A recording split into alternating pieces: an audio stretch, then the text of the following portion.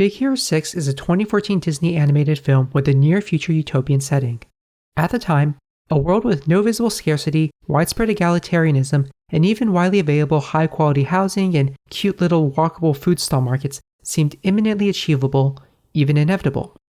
The film posits that this could be achieved without transforming society's economic and political institutions.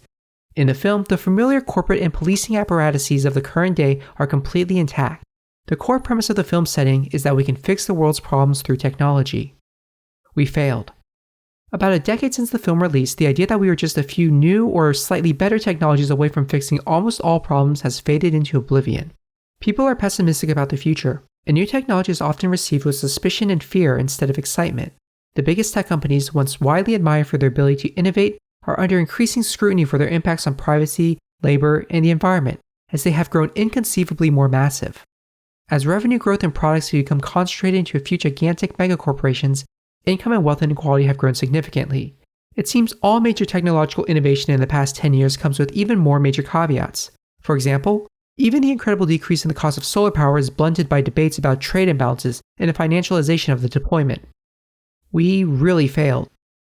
This video is about Big Hero 6's utopian promise, its vision of the future, the process by which this vision was created, and how the film did not account for the forces that would frustrate the realization of that promise in the past 10 years. Then, I'll return to the emotional core of the film and its relevance to the next 10 years to come. I saw Big Hero 6 in theaters on release. In 2014, I was a computer science undergraduate in the Bay Area.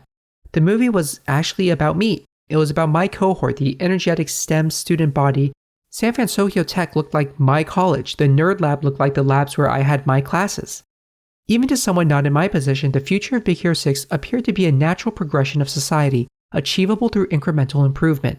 The technology is advanced, but not outlandishly so, and obviously inspired by real-life frontier technologies. An ideal world would take only slightly cleaner energy, slightly more efficient transportation, and modestly better applications of robotics. Baymax exemplifies this vision. We will still get injured and go through personal tragedies, but through robotics we can have personalized care, and it doesn't have to be as hard. To help understand how a near-future vision of a technological world is created, I'll introduce David Kirby's 2010 paper, The Future is Now: Diegetic Prototypes and the Role of Popular Films in Generating Real-World Technological Development. Given the complexities in creating new technologies, including speculative technology in the fictional world of a film, that is its diegesis, can help build real-world support for an invention. The presentation of this technology is what Kirby calls a diegetic prototype. This is not merely a creative exercise. Scientists will involve themselves as consultants on films and shape a world featuring technology that they want to see get developed. This has several benefits. Kirby writes that it can be superior to a written description or even a real-life prototype, because in a fictional world we can see a technology being commonplace and helpful in society. When Kirby introduced the diegetic prototype, Big Hero 6 had not come out yet, but it's such a perfect example that he quickly referenced it in a 2021 interview about the idea. Baymax was created in consultation with roboticists, including Chris Atkinson, a professor best known for his work on humanoid and soft robotics. With the famous Disney charm, Baymax's introduction scene immediately addressed common concerns about a healthcare robot, showing us through its treatment of Hero that it can be competent, endearing, and non-threatening. Kirby calls this effect pre-product placement. My extension of this theory is that Big Hero 6 is a diegetic prototype not just for a particular physical technology, but also proposes a prototype of a way of structuring society around technology. It's this vision that makes the world of the film so compelling, while also relevant to how our technological society has unfolded. Technology is fundamental to Disney and Pixar. As early as 1937 in Disney's breakout feature film Snow White, in-house innovations such as the multiplane camera were essential to production. Walt Disney also promoted the original concept of Epcot, the experimental prototype community of tomorrow, in the 1960s as an entire scientifically planned and organized community. Meanwhile, Pixar began as the computer graphics division of Lucasfilm in the late 1970s, before spinning off in the 80s. The group who established it as a separate company felt constrained by Lucasfilm executives, who were not excited about computer-generated imagery despite the group containing many world-class graphics experts and producing effects for Lucasfilm feature productions. Pixar would become a huge success by producing classic films that push the boundaries of computer-generated imagery to tell heartwarming stories. This lineage continues with Big Hero 6, the first film utilizing Disney's Hyperion rendering engine, which uses ray tracing to produce more realistic and elaborate lighting effects. Big Hero 6 isn't actually a Pixar film, carrying the mark of Disney Animation Studios. However, it was produced under the direction of Ed Catmull and John Lasseter, longtime heads of Pixar who were selected to creatively lead Disney Animation after a 2006 acquisition. The film therefore reflects what Andrew Milstein, president of Disney Animation, called embracing some of the Pixar DNA. This DNA is a technology of a different kind than robots or cameras or computers. It refers to the technology of organizing production and managerial efficiency. Disney was an early innovator in this space, implementing scientific management principles to create an assembly line for production of celluloid cells that could scale up while controlling costs and maintaining uniform and seamless visuals. However, by the time of Pixar's acquisition, the animation division at Disney was struggling, releasing now-forgotten movies like Home on the Range in the same year that Pixar released The Incredibles. A significant part of the issue was managerial. Disney executives would demand personal revisions to films or make works of progress compete against each other. A co-director of Big Hero 6, Don Hall, himself said of the time it was a broken system. The Pixar acquisition was a chance to rework the science of creativity at Disney. Pixar leaders, echoing Silicon Valley influence, took several years to re-establish collaboration and free circulation of employee opinions about ongoing projects. This is apparent on-screen in Big Hero 6, where Professor Callaghan has only a vague advisory role for students that are clearly given significant freedom to follow their own research interests.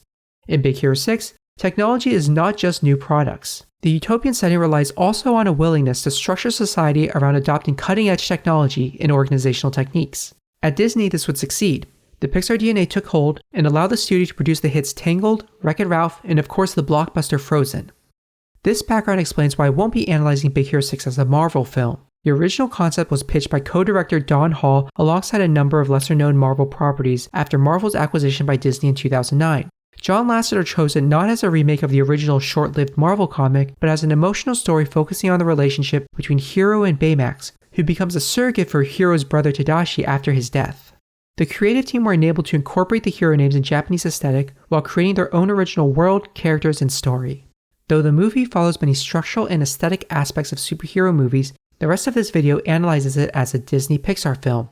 The strong influences and background of these two famous studios naturally reflects in Big Hero 6, with a depiction of the transformative potential of technology not just for the convenience of daily life, but for the organization of society as a whole. Kirby's examples of diegetic prototypes have generally been successful. However, our current world is one that has become more distrustful and skeptical. Despite utopian visions like in Big Hero 6, society generally has rejected rapid reorganization around technological innovations. This is the case for several commonplace technologies in Big Hero 6. The classic superhero suit-up segment is an exciting moment in the story, but in hindsight involves college students weaponizing their inventions into what is obviously riot pacification equipment. Later on, Baymax uses a biometric reading picked up from an earlier encounter with the movie's antagonist and broad scans the entire city to locate them. These scenes have become significantly more off-putting today, considering the involved issues of militarization and mass surveillance. What changed? Regardless of your personal feelings of big tech companies, they have failed to convince the public that they are working in the public interest. These organizations are represented in the film by Crytek, a vague tech firm. Crytek's role in the story is symbolically weak and utterly diminishes the importance of corporations to technological development. In the movie, technology is advanced by intrepid individuals who create and market new inventions following their personal interests. This romantic portrayal is wildly out of touch with the realities of long, hugely expensive research and development cycles increasingly concentrated in a few large corporations that can afford these expenditures. Startups operating out of garages like Hiro's home lab are a distant exception. Cray wouldn't be frustrated that Hiro won't sell him the microbot technology in our world because an innovation like that simply doesn't get developed outside of a well-funded company lab. Cray is also a fake-out villain who is suspected to be motivated by personal gain to manipulate technology, until we find out that the real villain is Callaghan, who is driven by a personal vendetta unconnected to any broader social ills. Ironically, through the course of the investigation, we learn that Cray actually did directly cause someone's apparent death in an industrial accident, but this much more real-life issue of negligent deaths in the workplace is forgotten about by the end of the movie since Cray's not the big bad. Other institutions that dominate professional and public life in reality are barely present in Big Hero 6. San Francisco Tech is an important plot point, but doesn't seem to wield much actual significance as Hiro is able to fabricate whatever he wants in his own home. When the masked villain co-opts Hiro's microbots, Hiro exasperatedly tries to explain the situation to a skeptical police officer. The police and government are entirely absent for tracking and apprehending the villain, or regulating the cast of superheroes who are left to police themselves. This is the key divergence between technological development in the film and how it is played out in real life. We have a catch-22. On the one hand, Trust in all kinds of institutions, from corporations to universities to government, has declined in the past decade, and yet due to increasing costs and complexities of research and development, only these large institutions can deliver cutting-edge technology. To follow even consumer innovation increasingly necessitates waiving a litany of rights and an inscrutable privacy policy. In the modern day, we don't get technology from our big brother Tadashi, we get it from Big Brother Orwell.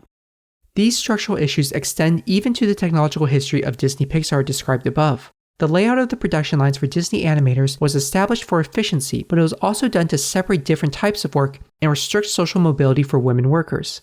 Today, the age of streaming and digitized media production and consumption are creating conflicts between creative unions and studios over residuals, property rights, and crediting. With Pixar, even a long-admired and beloved company is not immune from the harsh realities behind its outward portrayal of a modern workplace. Pixar's initial public offering in 1995 was hugely important for raising capital to allow them to have multiple films in production at once, but it also created significant internal inequality as manager shareholders made millions while other dedicated workers received minimum benefit. Much more troubling was the news that the culture of Pixar had concealed and possibly even enabled misogynistic discrimination and sexual harassment, including many reports specifically naming John Lasseter, the creative head of Pixar. There's now broader understanding that technology and its institutions have long had significant social flaws, and now there's more expectation not just for companies to directly address their actions, but also to see these issues engaged with in media. Movies can still depict utopia, but just like work is put in to make fictional robots seem realistic, more work has to be done beyond merely showing an ideal future that is following an assumed course of history.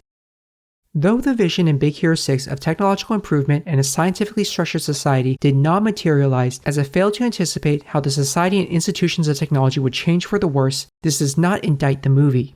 It did not fail to predict the future, we failed to realize its vision of what the future could be. The movie functioned marvelously when I first saw it, and returning to it reminds me of my hope then and now of the possibilities of a better world that we could still create. I think the vision of individually driven science shown in the film and embodied today in the maker ethos has tremendous potential in making technology centered around individual human needs and wants. My analysis has also said very little about the emotional core of the story, the relationship between Hero and Baymax. This is the fundamental axis around which the movie was created. Many children's films, finding it difficult to contend with the state of society, are turning inwards and focusing on connection and teaching us how to handle complex emotions.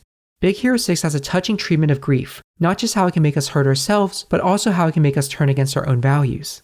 Baymax and the rest of the team provide us with an exemplary demonstration of how to care for someone who is struggling with their grief, with patience, with the strength we can muster, and with deep empathy and care.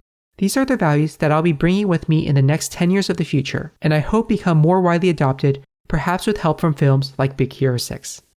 Thank you.